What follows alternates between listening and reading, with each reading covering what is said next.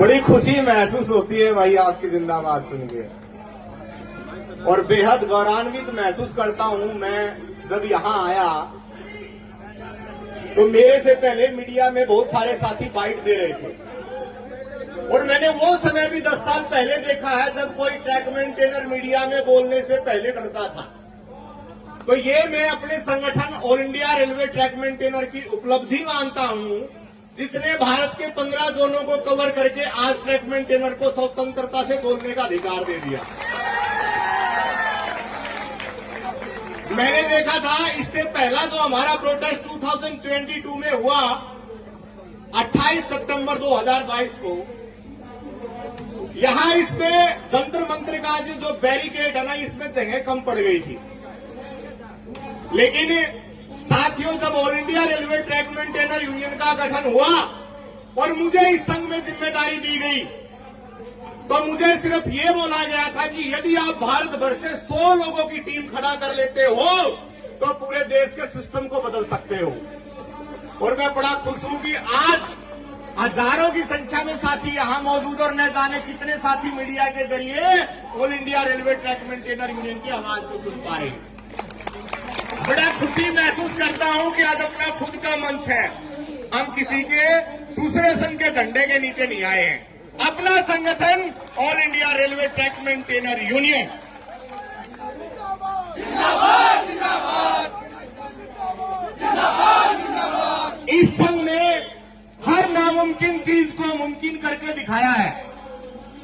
मैं पिछले 8 वर्षों से सुन रहा था 2019 का जब चुनाव आया 2019 का, और भारतीय रेलवे के रेलवे बोर्ड ने जब मॉडलिटीज यानी कि चुनाव की शर्तें भी तैयार कर ली थी, तब तक लोग कहते रहे कि all India railway track maintainer union चुनाव नहीं लड़ेगा। और यही हाल हमारा गत 2024 में भी होने वाला था। लेकिन आप बताइए, क्या all India railway track maintainer union चुनाव चिन्ह लाया कि नहीं लाया? और इसका मात्र चुनाव चिन्ह लाने से ओपन फील्ड में मैंने देखा है कि विपक्षियों ने घूमना छोड़ दिया था। लाल जो आज भगवाधारी है, ये ऑरेंज क्रांति है। 2024 में मैंने हाल देखा विपक्षी नेताओं का, वो कह रहे थे कि अब की बार ट्रैकमैन की सरकार। और निश्चित तौर पर हम आपसे वायदा करते हैं कि यदि आप सब साथी एकजुट रहे तो अब तक पिछले 10 वर्षों के अंदर all India railway track maintainer की कुछ उपलब्धियां जो मैं आपको बताना चाहूंगा, जिसकी वजह से, जिस विश्वास की वजह से आज आप यहां एकत्रित हुए हैं। सबसे पहले दोस्तों, 7 सीबीसी 7वें पे कमीशन में 2700 रुपए रिस्क अलाउंस आपको all India railway track maintainer union ने दिला।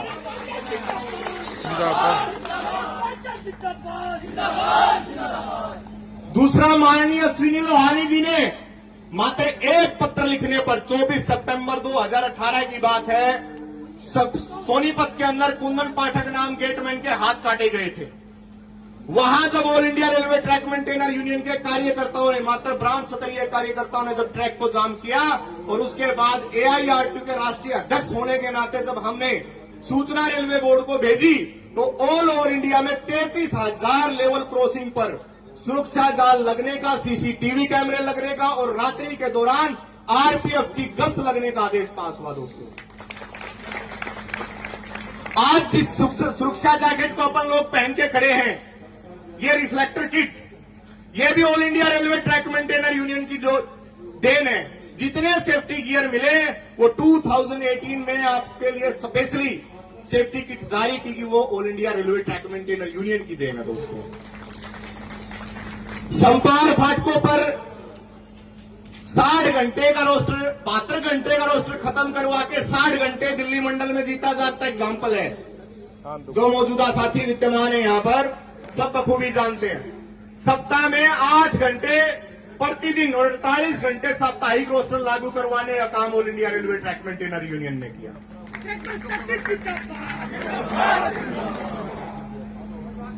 नवनियुक्त ट्रैक मेंटेनर कर्मचारी जो भी पटरी पर पेट्रोल मैन का काम करेंगे, उससे पहले वो 19 दिन से लेकर 24 दिन का ट्रेनिंग उनको देना होगा। ये मैंडेटरी करवाया all India railway track maintainer union.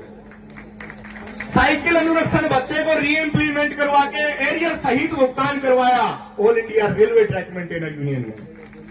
Snake biting के केस में HOD Pradhan IOD injured on duty का लाभ दिलाया all India railway track maintainer union में। पानी की बोतल आपको दिलाने का काम किया all India railway track maintainer union में। मैं कहता हूं यह अटूट विश्वास है जो आज आपको दिल्ली की धरती पर खींच लाया है। निश्चित तौर पर मैं आपसे वायदा करता हूं कि जब तक मुझे इस संघ में नेतृत्व करने का अवसर मिलेगा, मैं बेबाक और निडर तरीके से अपने कर्मचारी भाइयों की मांग रेलवे बोर्ड तक पहुंचाता रहूंगा। साथियों, ओल्ड पेंशन स्कीम को लेकर हमारे एक साथी ने सुझाव दिया। साथी खुशीराम एनडब्ल्यूआर से आए हैं और मैं ये सुझाव आपके माध्यम से, आपकी मीडिया के माध्यम से सरकार तक पहुंचाने का काम करना चाहता हूं। सैकड़ों प्रोटेस्ट, हजारों प्रोटेस्ट मैंने देखा है छोटे मोटे स्तर पर ओल्ड पेंशन स्कीम को लेकर देश में किए गए। बस सरकार झुकने का नाम नहीं ली, लेकिन कर्मचारी भी टूटने का नाम नहीं ले रहे हैं और मुझे उम्मीद है कि वो टूटेंगे भी नहीं।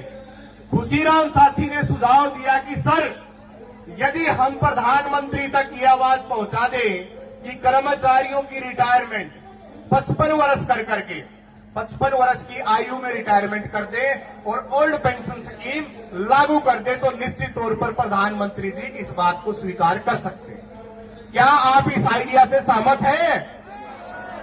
भले ही हमारी क्वालिफाइंग सर्विस घटा दो, 60 साल हमें नौकरी नहीं करनी, हमें 55 साल करा दो, लेकिन हमें पुरानी पेंशन दे दो। पुरानी पेंशन में, न्यू पेंशन स्कीम में और यूनिफाइड पेंशन स्कीम में सिर्फ एक मोटा डिफरेंस क्या है कि ओल्ड पेंशन स्कीम में जितनी अंशदान राशि है वो पूर्ण रूप से सरकार के द्वारा दी जाती थी, लेकिन एनपीएस और यूपीएस में 10% मूल वेतन का आपको देना पड़ता है, जो शेयर मार्केट में लगता है, जो पूर्ण रूप से रिस्क से गिरा हुआ, हाई रिस्क। हाँ, डीएनआर एक पॉलिसी के बारे में आप बखूबी जानते हैं। आपको पता, रेल सेवा आचरण नियम ये कहता है कि यदि कोई रेल कर्मचारी अगर नौकरी को छोड़कर दूसरा कोई भी काम धंधा करता तो गैर कानूनी है। सभी सहमत हैं? अब मुझे ये बताओ, यहां खड़े कितने रेल कर्मचारी ऐसे हैं जो शेयर मार्केट में इन्वेस्ट करते हैं? सभी। झूठ मत बोलना, 99% है।